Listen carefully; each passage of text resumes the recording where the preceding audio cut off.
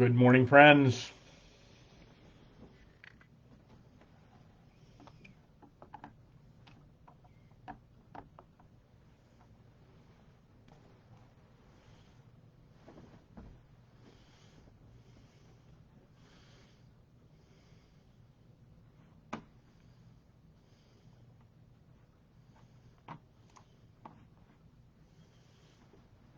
Yes, good morning, everybody. Hello.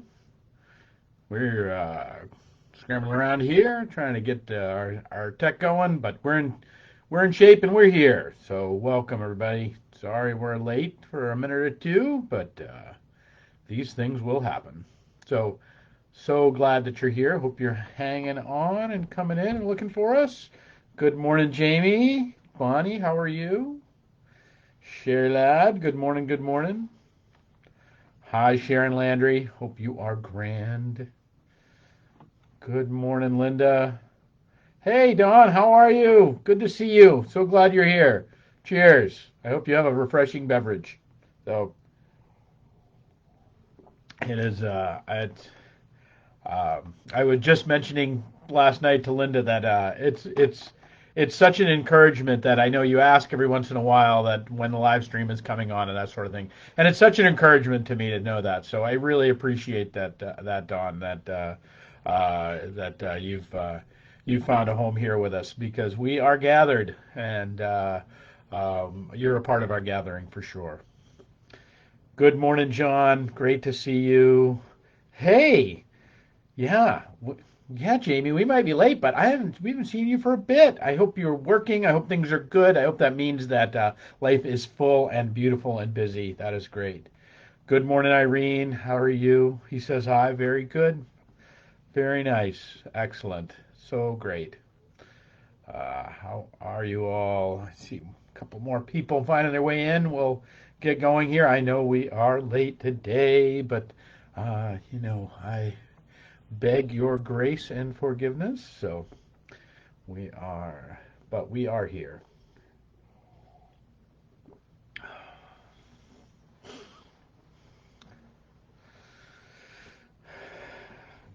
It's true. Working hard, the elderly hard. It is true. Yeah. Well, and it's a great gift, though.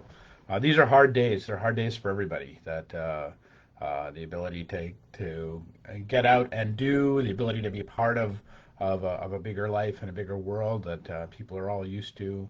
Yeah, it's tough. So, good morning, Fannie Faye Davis. How are you? So, good morning, everybody. It is a little after 11:11 on the 24th day of February, this Wednesday, and I am glad that you are here. Uh, I guess you'll know you never go missing. Yeah, right. Oh, nice. Going to Popham, one of the beautiful places in the world. That's great. So we are today um, on this Wednesday, the 24th day. Can you believe it's the 24th day that we're 50 that this is just about 51 months 51 weeks into this whole jibber jabber, 50 weeks into this whole kind of shiggy that we have got going here. But today just want to talk about some scripture because I want us to talk. I just felt like I just want to talk a little Bible. And I would go back to Abraham. Abraham, if you don't know, Abraham he is the kind of the great granddaddy, even more than Adam, even more than Noah, even more than he is the great granddaddy of the three great traditions of Islam, Judaism, and Christianity. He's the foundational part of, and so I think when we look at Abraham, there's things about the character of Abraham that we can take away and I think we can use for our own kind of spiritual understanding about the world. And there's a lot there. But I just was thinking about this little story of Abraham. There's all these famous stories around Abraham, but there's one part where Abraham is living in the Oaks of Mamre. So if the Oaks of Mamre, if those are familiar to it all, that's the same place that the three angels came and visited Abraham. If you don't know that story, that's some homework for you. But the Oaks of Mamre are this really sacred place on the west bank of the Jordan, still sacred today. Actually, you can go to the Oaks of Mamre, and there is Abraham's tree there that is still venerated by many different faiths of the world. That as a sacred spot, because so he's hanging out at the Oaks of Mamre, this place where and all of a sudden, and I'll read you from here. Then one who had escaped, his see what happens is his nephew gets kidnapped, and so what does Abram do? As he does this, he says, then one who escaped came and told Abram the Hebrew who was living at the Oaks of Mamre, the Amorite, brother of Eshcol and Aner, those who were allies of Abram. And when Abram heard that his nephew had been taken captive, he led forth his trained men, both in his house, 318 of them, and went in to pursue as far as Dan. And he divided his forces against them by night. And he and his servants, they routed them, and they pursued them to Hobah and north of Damascus. And then he brought back all the goods, and brought back his nephew Lot with his goods, and the women and the people. I always love this little story about Abraham, because Abraham gets in many ways he's venerated, but he also there's a lot of moments that Abraham gets a bad rap about kind of either not getting it or being sketchy or all these things. But Abraham mounts up his nephew and his whole nephew's household, and a bunch of people are part of them, are kidnapped by this other tribe, and Abram pursues them, and then he keeps pursuing them. Notice he pursues them. It's a text says twice. He pursues them as far as Dan, and then goes on to pursue them even as far as the north of Damascus. Like, this is a long way from the west bank of the Jordan to north of Damascus in Syria now. Like, we're talking about hundreds of miles. This is a real honest to goodness, I mean, this is actually the template. If you've ever watched a Western movie, like, this is a template for every Western. This is the Searchers on steroids. That we think about all of these, our stories and our tropes that we have in modern life as, because we're so sophisticated and we're so smart that they're not what would these ancients have to offer us? But I would tell you, nearly every Western you've watched has got this template of Lot, the nephew getting abducted and on the search for him. Now, what does this have to say to us today? What does this have to say to us about our walk in this time? And what it gets me is that here he is, the great granddaddy of the faith, in Abram, like the guy. If anybody refers to the legacy of the faith, it's always referred to as Abraham, Isaac, and Jacob. But it begins with Abraham, and Abraham begins with this fighting spirit.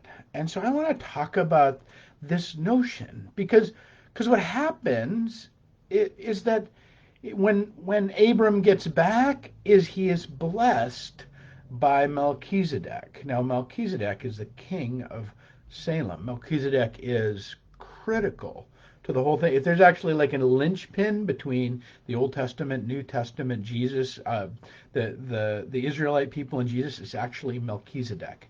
I don't want to get into why all that is, but just understand, it's the blessing of Melchizedek to Abram is this is this translation from, a good idea on the inside, which is this uh, idea of the Israelite people, to this operation in the world, to this being in the world, to this incarnational reality that we find in Jesus. And Melchizedek is, because Jesus is considered the one who is in the way of Melchizedek, is in the way of this being operative in the world. Now I can talk a lot more about that, but I just want you to trust me on that one. But we're already started late, so we've got to get through this. But we end up where we end up with this is that it shows again and again and again in the Old Testament and even in the New in some places. But when you're in doubt, when you're just hanging out, when we've been crossed, or there's something that's been taken from us in some way, the instinct, the thing that we have called to do and to be a part of, is to attack. Wait a minute. I thought we were like Jesus people. We're supposed to be nice all the time. Not saying we don't be nice. Not saying we don't. But there are things that need attacking in our life. Like you can, and it can be all sorts of things. It can be, we might have a messy room that is oppressing us, that has taken some calm from us. Maybe you have a spare closet back there that just has like got all that stuff that you've just shoved in it. You don't want to deal with it. It can be as simple as that, and it can be damaging your calm. If there's something stealing your peace, stealing your lot, like, it's not an accidental name. Stealing your lot in life, stealing your ability to be in your place and your peace and your time right now, it needs to be attacked. Friends, we've been at this for 50-ish weeks. It's time, if you've been waiting for something, the time is done to be waiting. It is time to attack. It is time to attack the things that would steal our peace. It is time to attack the things that would steal our calm. It is time to attack the things that would steal our lot and pursue them. Napoleon had probably one of the greatest generals ever to live in the world, also followed by Patton in World War II, one of the incredible generals. Robert E. Lee, put him in that. They all had a paraphrase on this particular phrase, which was originally, I think, Napoleon's. And he said, l'audace, toujours l'audace. Attack, attack, always attack. Friends, the spiritual life is not so different as the world. Now, I'm not saying going around hurting people. I'm not saying going around beating people up. I'm not saying going around being cruel or mean or anything like that. I'm not talking about the idea that we need to go be poking people with sharp objects. That is not what I am saying. I am saying that when in our spiritual life, when there are things that are damaging our lot in life, that have stolen parts of our being, parts of our calm, parts of our agency, because the option otherwise is depression. This is the thing. If we don't do that, we end up not getting the blessing of Melchizedek. And the blessing of Melchizedek is a blessing of incarnation. It's the blessing of being us in the world, being us, being who we are, being operational in the world. That's the blessing of Melchizedek. That's the blessing of Salem, the blessing of peace. We want peace in this world. We need to be actors in this world. We need to have our little spot. And that doesn't mean, and again, this is not an advocating of violence. This is about a spiritual operation inside of us that we need to go attack something. And I think we all do at this point. Like we've been at this a long time, and these things continue to drag on. And I don't care. I really don't care how maybe you're listening to me from Florida and there's not a whole lot of restrictions on your welfare and your being, but you're still in this zeitgeist of the world in which is stealing our lot in life, stealing our peace in life. And so the invitation is to attack. General Patton's version of this was keep punching. He said, remember that we as attackers have the initiative. We must retain this tremendous advantage by always attacking rapidly, ruthlessly, viciously, and without rest. However tired or hungry you might be, the enemy will be more tired, more hungry. So keep punching. That was his speech to the 7th Army just before they invaded Sicily. Friends, my invitation to you today is to take a leaf out of Father Abraham's book. That when something is stealing your lot in this life, when something is stealing your nephew, something you've given agency to, something is stealing your peace, something has assaulted your household of life, attack, attack, attack. Always attack. Don't let it go. That doesn't mean you're going to go punch somebody in the nose. That doesn't mean you're going to go do violence to someone. That doesn't mean you're going to hurt someone. But it does mean making positive and declarative effort in this world to fight back against that which would steal your peace and to pursue it, to keep pursuing it. If you have to go all the way to Dan, the province, far away from the West Bank of Jordan, go there. If you need to keep going into foreign lands, keep going there. Keep going. Keep attacking. Don't let the circumstances of these days, the circumstances of this life, of what somebody is telling you you can or cannot do, to change the agency of what you actually can do, of what you actually can affect.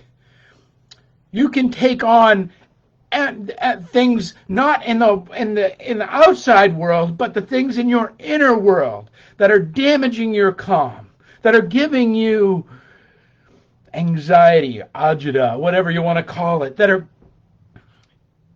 go do something to get back your lot. Go do something to get back your nephew. Go do something to get back your household. Whatever it is, wherever it is, and then keep going. Keep attacking it. Nothing, friends, succeeds like success. Nothing in this world goes forward like moving forward. We are in these days kind of hanging out in the oaks of Mamre. The oaks of Mamre are this place where we think we're going to be safe. We visited the angels there, like it's going to be okay. And we're just kind of lounging around under the trees. But until word gets to, until we find out, and I feel like this, I really do feel like this. Like somewhere along the way, I got a message here that, some of my calm has been damaged. Some of what my peace is being stolen around the edges, and that the invitation is not to kind of keep lounging under the oaks and to be in the shade and the cool with water available and to be okay and to kind of wait for the angels to come by again. No, it is to attack, friends. It is to get out there and to reclaim our lot in this life, that we might find in our journeying and in our work a blessing from Melchizedek. Because this is how it reads. He says, and King Melchizedek of Salem brought out bread and wine.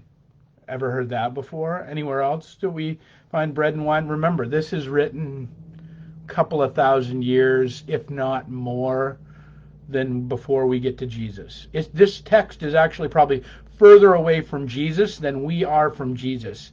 And yet, what is it that Melchizedek brings out? Bread and wine. And he was the priest of the God Most High, and he blessed him and said, Blessed be Abraham by the God Most High, maker of heaven and earth. Blessed be God Most High, who has delivered your enemies into your hand. Friend, if you pursue your peace, if you pursue that which is damaging your calm, if you mount up with all that you can muster, with all 318 of your posse, and you step out, there is a blessing in it. Whether you are successful or not, there is a blessing in it for you. And it is the very blessing of Jesus the Christ that comes into this world, offering us bread and wine, offering us the nourishment of our hearts and our minds and our spirits. Because that's what the communion meal comes to be about our true nourishment in heart and soul and being that becomes a part of our lives. So, friends, l'audace, toujours l'audace. Attack, attack, always attack. Keep punching in your life. There are rewards in it. There are blessings in it. There is bread and wine just over the horizon as you pursue your lot, as you pursue your peace, as you pursue order and rightness and goodness in your life and your world. Don't let it be taken from you. Walk in the way of Father Abraham and know the blessing of all that is good and right and true in this life. All right, friends, that's my hope for you today. I hope that you'll find something to attack today.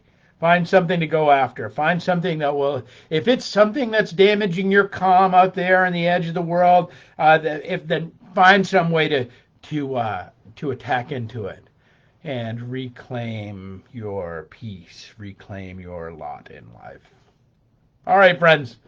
I will see you tomorrow. I'm going to be on the road tomorrow, so we're going to do it. We'll do it from an undisclosed location. So for 11:11, I want to invite you to just offer some prayers for Vicky's sister today. And Amy's here. I'm glad to see her. I'm glad you're well, Amy. That our Vicky's sister is undergoing surgery as we speak right now. So please, offer up some prayers for her. Her name is Carol. All right, friends. I will see you tomorrow at 11:11. Thanks so much for being with here. And Amy. Oh gosh, just before I go, Amy struggling again. My heart rate went high. Keep Amy in your prayers too. Yeah, Amy, we're praying for you. Really, we're here for you. All right. Okay, friends, go attack something today. Go punch it in the nose, whatever that is that's stealing your calm. Go get them. And I will see you tomorrow at 11:11. Peace and grace, all.